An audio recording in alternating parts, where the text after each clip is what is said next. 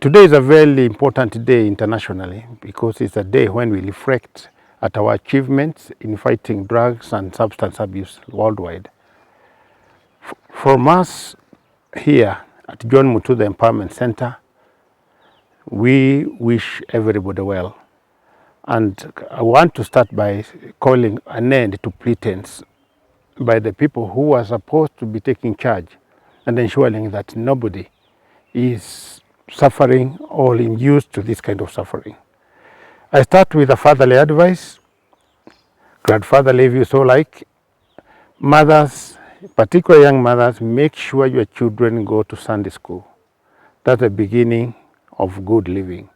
If you don't, then they are going to get the likes of the former presidential aspirants who went all over around telling people that Bhang was good and nobody challenged him. And I warn him, try it now. I'm going to challenge you every minute, every second in 24 hours. You can't allow our children, our families to go this way. Bhang, all those hard drugs are bad. There's nothing like we can negotiate. There's nothing negotiable. You should not even mention it. And I want to ask my friend Mheshimiwa Passaris. I don't know, and I respect you. I don't know which school you attended recently. But I would like to give you a 20 hours lecture to tell you the harm that you are going to do to Kenyans as you seek to legalize cannabis. We cannot be pulling this way and then you are going that way. At this moment in time, Monica Juma, our own Kenyan, is in charge of UNODC. Let's support her by doing the right thing. And for you Murkomen, tafadhali, just look in your desk. I left 4 sets of regulations. One was processed by Kememia, who was a PS that particular time. And thank you so much, Kememia, who was the former governor, His Excellency Kememia. But 3 of those regulations still remain unattended. Regulation number 1 is to do with quality of alcohol. We have so many people dying who should not be dying. 14,000 according to WHO. And when you consider throat cancer and liver cancer, then it's 21 annually. 21,000 go every year because somebody somewhere does not want you to sign the quality regulation. Let people drink if they want to drink, but let them drink the right alcohol. Alcohol cannot kill you if you take in a disciplined manner, if you take it with decorum. I share this one person who used to be called Nyaga, the first person who introduced the standards in bread, particularly the expiry date. He was trained in Moscow. And this Nyaga man, I used to buy him 2 bottles every Sunday. That's in the 80s. Why? I used to admire the way he was drinking. He would take the first bottle and describe the chemistry behind that bottle and everything, and make it look so glorious. Then the second bottle, and he cannot pass from that side. I was that time at the University of Nairobi. Alcohol per se cannot kill if you take the quality and observe the quality. Number 3 regulation was to do with treatment. We are at John Mututho Empowerment Center and we have handled over 5,000 patients here now for the last about 9 years or so. We know the theory. We are collaborating or partnering with the people who are in India, and in that particular organization have 300 rehabs and they handle 150,000 people daily. We are now having an outpatient here because most of the people are shy, and soon we are going to have it online. So if you are an addict, feel free to come to JOMEC, John Mututho Empowerment Center, or at least get in touch online or get hold of me, Honorable John Mututho. Everybody knows my number. And I will say it again here because I have nothing to hide. On 0722 514 635, 0722 514 635. And we talk on how you can be handled online, like we said, or as an outpatient. I thank SHA for once they have done it right. They are sponsoring all the civil servants and all the teachers 100% to selected rehabs. We just happen to be one in the list of rehabs. About payment is another long story, but payment or no payment cannot make us wait here and see people die year in, year out. Finally is enforcement. Nyinyi watu, and I speak in Kiswahili, you soldiers, you people who are doing enforcement, first of all, can I ask the AG to get the proper uniform for the police officers? National Police Service is not an authority. It is not supposed there to intimidate people.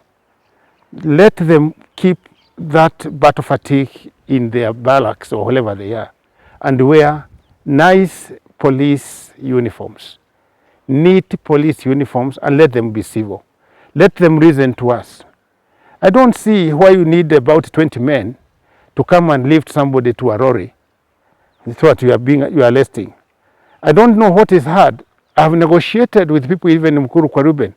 Those drug people, you just need to speak your mind and say, here, Husiwi, and these things are going to be like this.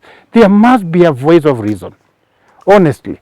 And if you must wear those combat things, then go to the military, the KDF, and ask them how operations are conducted. There is only one commander. There is only one person giving instructions. That place is like a madhouse when you are acting. Even people who want to obey your instructions cannot be able to obey because everybody is issuing orders and directives. This is Kenya 2026. Next year we have elections. Let our elections not of electing people who are of that caliber, but people with the decorum, people who are going to consider that the most important thing you have to do is to preserve life at what cost, and stop scaring our children, our wives, our relatives, yeah, our people going to work and doing their own thing. Don't scare them. Just speak it out. If a doctor is going to attend a maternity case, which they started yesterday, then now you're blocking them at the roadblock because there is Gen Z. Please consider also, even the unborn has rights. And I'm calling for severity. I'm calling for a voice of reason. My name is Honorable John Mututho. Very bad. Don't go by anything. Even what I was talking about a couple of minutes ago, that according to WHO, we have 14,000 Kenyans who lose their life because of alcohol, direct injection. And about another number there